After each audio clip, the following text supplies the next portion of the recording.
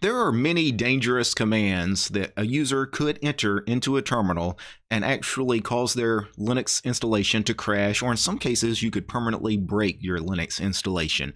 So it's a good idea to actually share with people what some of these dangerous commands do, what they are. The most obvious one, of course, is the old sudo rm-rf on root. Now, this should be pretty obvious to most users. The rm command, of course, is a remove command. It's a delete command. You use it to delete files or directories on the system. Sudo gives you root privileges, meaning you have permission to delete any file or directory on the system. -rf means recursively delete all files on the system. F means forcibly delete all files on the system. And on root means start at the root level directory and then go down. So a sudo rm-rf on root, what that does, it deletes every single file and directory on the system. That's dangerous. That's obvious that is dangerous. Most modern Linux distributions actually won't let you run that command. At least they won't let you run that command without jumping through an extra hoop or two, right? Because obviously it's going to brick the machine. But another common command that is a kind of a denial of service attack, a DOS attack, is the fork bomb. The fork bomb, it is a shell script typically, but it could be written in any language. It could be any script or piece of code that you execute on the system, and what it does, it continually forks a process. So you start with one process and it forks itself into two processes. Then those fork themselves into two processes each, four processes, yada, yada, yada, until you've got, all of these processes on the system that keep forking themselves until your system runs out of memory and the machine locks up. Now, again, a fork bomb can be written in any language. I found this repository over on GitHub, this fork bomb repository that this guy created, where he's just collected, I don't know, probably 30 or 40 different fork bombs written in a variety of different languages. The most common one by far that people use, again, to take down Linux servers especially, is the shell script fork bomb, which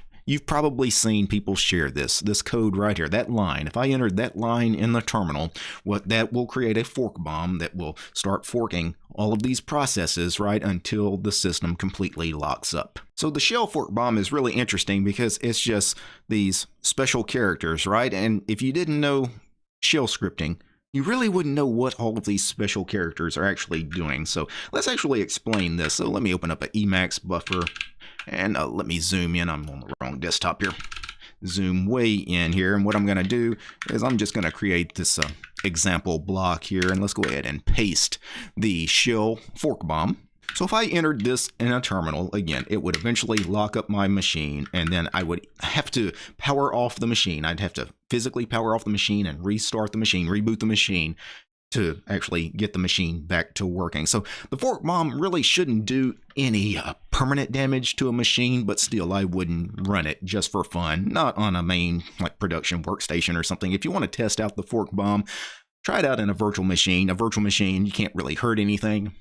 So the reason the fork bomb looks so weird in this example here is because it's all on one line. If I actually wrote this using line breaks like you would if you were actually doing this as part of a shell script rather than how they have it on one line like you would enter it in a terminal, I think it would explain this much better. So if I did colon and then opening and closing parentheses, and then I did an opening and closing brace, and then let me space over a couple of times, and I did colon pipe colon space, and then the ampersand there, and then let me do a semicolon right there, and then finally I want you to run colon.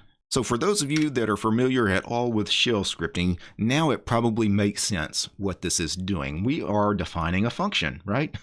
So we actually defined a function here. We did colon and then the opening and closing parentheses. We could name a function anything. So this should be function name, opening and closing parentheses. That's typically how you define a function in shell scripting. And they decided to name this particular function colon. Why did they choose colon as the name of the function? Well, just to keep with the special character theme, because it kind of obfuscates what's really going on here by using a colon as a function name. It's not obvious that that was a function there at the beginning, right? So colon, opening, closing parentheses is the name of the function, right? And then the braces here inside the braces is what the function actually does. What does the colon function do?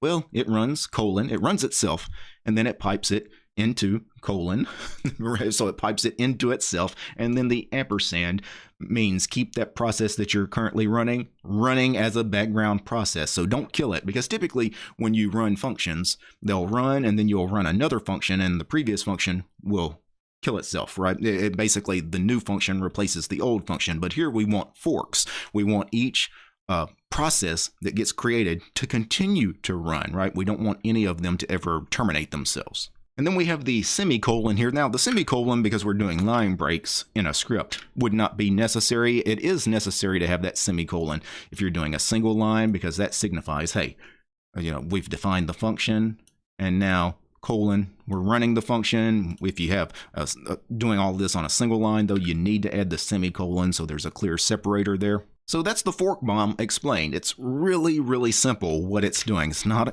a complicated thing at all. And because it's not complicated, I think more people should know what these things actually do. Another common fork bomb, if they don't do it in like POSIX shell script, sometimes they will do a bash specific fork bomb, which honestly is even simpler. Let me actually copy that. Let me get my Emacs back, because it would be easier once again to explain this using a little bigger font than what's in the browser. So this is the bash fork bomb. Now, what is it actually doing? Well, anybody that's ever executed a script knows you execute a script with /, right?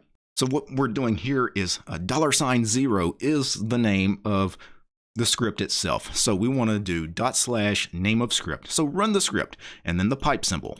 Meaning, okay, we're going to run the script and then we're going to pipe the script into /$0. So that's the same thing as before. It's just written a little differently. Bash syntax is a little different than POSIX compliant shell syntax. And then the ampersand, once again, keep that process running. So it just creates this infinite loop where you're constantly rerunning this script that's constantly running itself, piping itself into itself, and all these background processes just keep replicating until the system locks up.